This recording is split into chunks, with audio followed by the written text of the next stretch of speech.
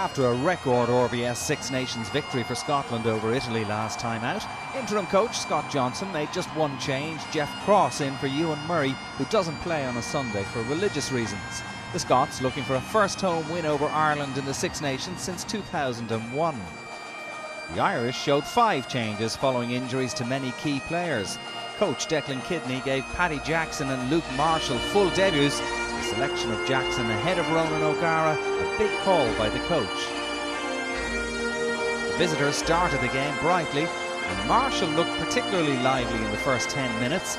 On the side, in place of the injured Gordon Darcy, Marshall made a couple of line breaks that suggested he'd be a real threat to the Scots throughout the afternoon.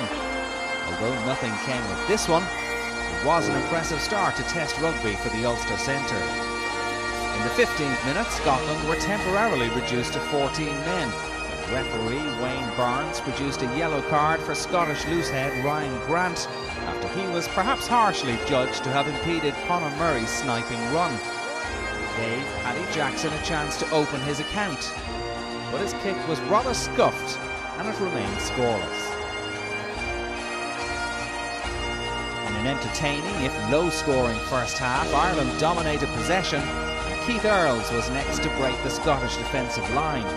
The Munster man showing great pace, although Brian O'Driscoll was disappointed the winger didn't manage to find him with what probably would have been a try-scoring pass.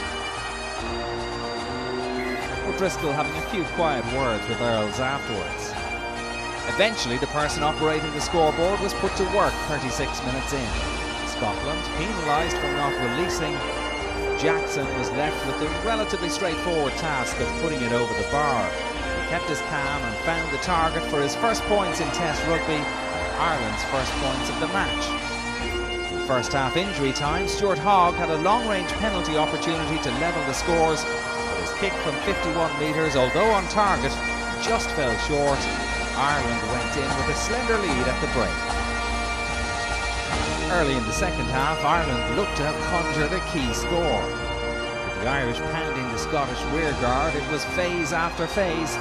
Plenty of patience from the away team. The ball was eventually collected by Craig Gilroy, and the Ulster winger did well to pirouette through the tackle and cross the line for the opening try of the game.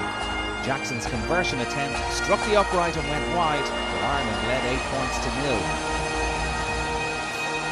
Scotland's response to that setback was positive, and for the first time in the match they were starting to look like a threat in attack. In the 52nd minute, Ireland were penalised for offside, and Greg Laidlaw's kick went right through the posts to reduce the deficit to 5 points.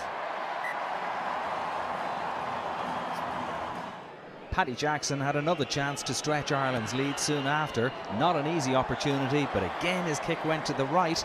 Another chance lost, and soon he'd be replaced by Ronan O'Gara. Midway through the second half, the Scotland comeback continued. Ireland's scrum penalised in front of the posts, and Laidlaw gratefully converted the resultant penalty. It was now Scotland 6, Ireland 8, and all to play for. The momentum seemed to be swinging towards the home side, and that momentum saw Scott Johnson's team take the lead for the first time in the match in the 63rd minute. The Scots finding a foothold in the Irish 22, signs of slight panic from the men in green, and when Laidlaw stepped up to kick the penalty, there was a sense of inevitability about the outcome. He struck it sweetly, and somehow in a game that Ireland had dominated for so long, it was Scotland who led 9-8. Declan Kidney described the decision to omit O'Gara as a very difficult one, and when he came on, the Munster out-half seemed uncertain. His crossfield kick looked like a rush of blood that could have had very costly consequences. With Scotland looking to seize on the mistake, Ireland managed to retrieve the situation, but then O'Gara failed to find touch with his clearance, and that would spell more trouble for his side. This was O'Gara's 129th cap for Ireland, but the poise he's brought to the out-half position over the years seemed to be lacking. The penalty that was awarded in the aftermath gave Scotland the chance to extend their lead. Laidlaw making no mistake with the kick, and Scotland led 12-8 with 6 minutes left to play.